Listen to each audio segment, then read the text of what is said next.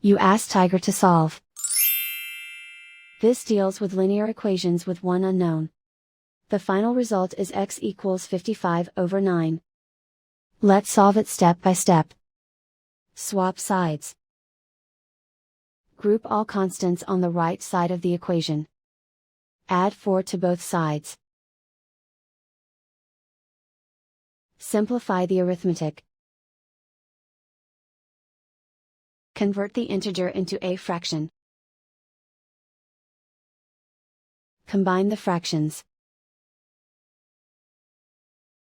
Combine the numerators. Isolate the x. Multiply both sides by inverse fraction 5/6.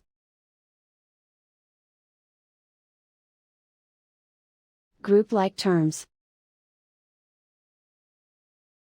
Multiply the coefficients. Simplify the fraction. Multiply the fractions. Simplify the arithmetic.